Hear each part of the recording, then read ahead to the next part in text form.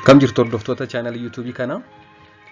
Fayyaa daa'immanii ilaalchisee barnootaan yeroo yerootti qabadhee karaa chaanalii kanaa isiniif dhufurraa barnoota argataa akka jirtan abdiin qaba. Mee har'a immoo waa'ee dhibee jaardiyaa irratti barnootaan maatiif qopheessee jiru akka armaan gaditti hordofaa hanga dhumaatti na waliin tura. Dhibeen jaardiyaa paarasaayitii gosa jaardiyaa lambilaa jedhamu kan dhufu ta'e marrummaan namaa keessumaa marrummaan qallaa kan jejuunem dedoodinam kan jedhamu hubuun kan beekamuu fi wantoota garaa kaasaa fidan keessaa isa tokkoo fi kan yeroo hedduu daa'imman biratti mul'atudha. Paarasaayitiin kun dhibeewwan daddarboo keessaa isa tokko ta'ee karaaleen gurguddoon inni ittiin namatti darbu keessaa inni guddaan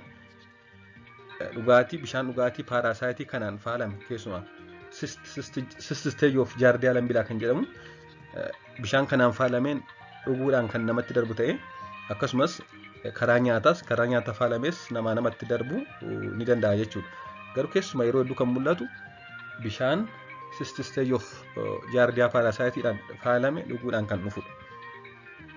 Paarasaayitiin kun hanga kiloorinii bishaan qulqulleessuuf itti dabalamuun kan hin dhabamsiifamnee fi bishaan keessa hanga ji'a 2 jiraachuu kan danda'udha.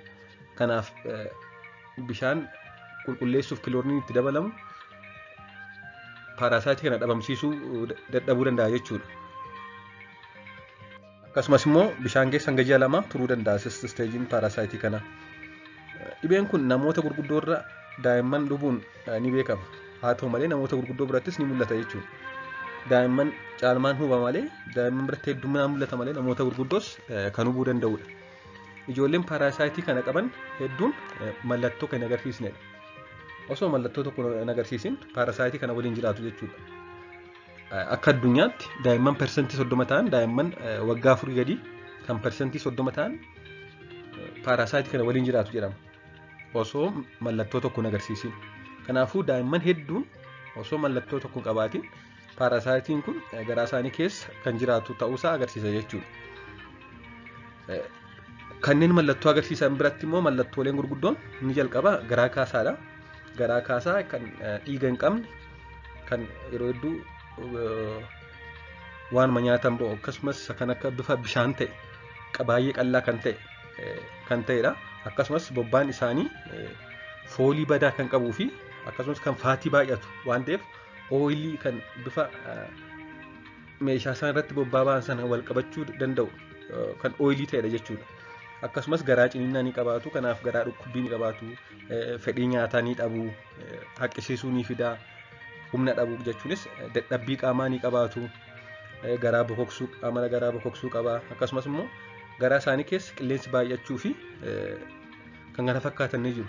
Haa ta'u malee mallattoon hunduu daa'ima tokko irratti argamuu dhiisuu danda'a. Fakkeenyaaf daa'imni tokko garaa kaasaa fi garaa bokoksuu qabaata. Kanneen biroon immoo haqqisuu fi fedhii nyaataa dhabuu qofa qabaachuu danda'u. Kanaaf mallattoon hundumtuu jiraachuu baatuyyuu garaa kaasaa keessumaa bobbaan kan foolii baay'ee badaa ta'e kan qabuu fi akkasumas amala garaa bokoksuu fi qilleensi kan gaaziin garaa keessa baay'achuu ni baay'ata jechuudha daa'imman biratti. Mallattooleen kun yoo yaala argate daa'imni sun yoo yaala argate guyyaa 5 hanga guyyaa 7 gidduutti ni badu. Yoo yaala argachuu baatan immoo garaa kaasaan kun hanga 7-6tti turuu danda'a jechuudha. Kanaaf daa'imman dhibee kana qaban yaalchisuun baay'ee barbaachisaadha. Hanga 7-6 ture daa'imni sun hanga sanaatti fedhii nyaataa hin qabaatu, hanga sanaatti bishaan hedduun ni ba'a, dhangala'aan hedduun karaa garaa kaasaa qaama isaanii keessaa ba'a. Kanaaf hir'ina hanqina nyaataa, hanqina dhangala'aa qaama isaanii keessa jiru hanqachuun dhibee biraaf saaxilamuu malu jechuudha. Kanaaf daa'imman dhibee kana qaban yaalchisuun baay'ee barbaachisaadha. Dhibeen kun bobbaa isaanii qorachuun adda ni ba'a.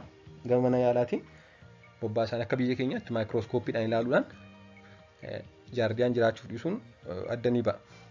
Haa ta'u malee inni karaa maayikirooskooppiidhaan ilaalanii jaardiyaan jiru jedhan kun haal takkaan mul'achuu dhiisuu danda'a. Bobbaa isaanii yookaan sagaraa isaanii kana 2-3 ilaaluu barbaachisuu danda'a jechuudha. Takkaa ilaaluun qofti ga'aa miti. Takkaan jiru jechuun hin jiru jechuu miti waan ta'eef 2-3 irra deddeebanii ilaaluun barbaachisaadha.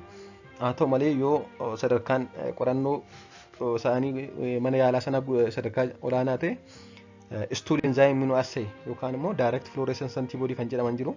Warreen akkasii kun al takkaa qofa ilaaluudhaan dhibeen kun jiraachuu dhiisuu addanii baasu jechuudha. Yeroo dhibeen kun ijoollee mudatu wanti guddaan dhangala'aa ba'e sana bakka buusuudha.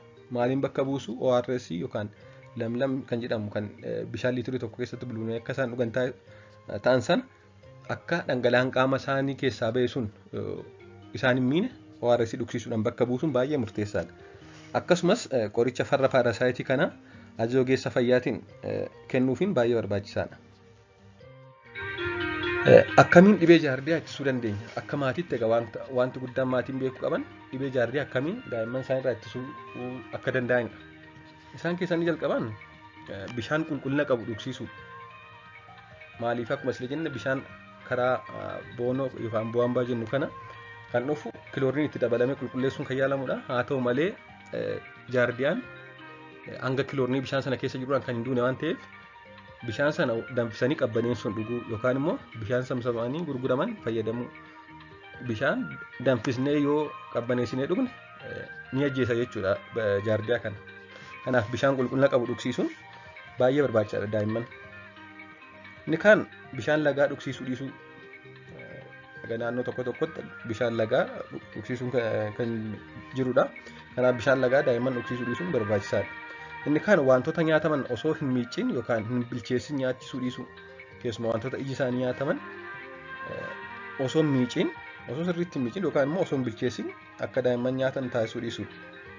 Inni kaan nyaata tuquun duraa fi akkasumas mana fincaanii fayyadamuun booda akkasumas daayipparii daa'immanii jijjiiruun booda maatiin harka sirriitti dhiqachuu qabu.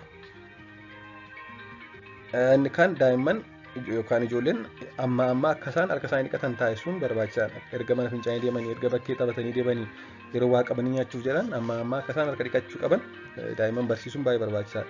Kun maaliif kana jechuu barbaanne? Sababni isaas karaa paarasaayitiin kun namaa namatti darbu karaa bishaaniin nyaata faalamee waan ta'eef yeroo yerootti harka dhiqachuu qulqullina bishaanii isaan dhugan adda baasuun baay'ee murteessaa jedha jechuudha. Galatoomaa sabiskiraayib gochuun dagatinaa.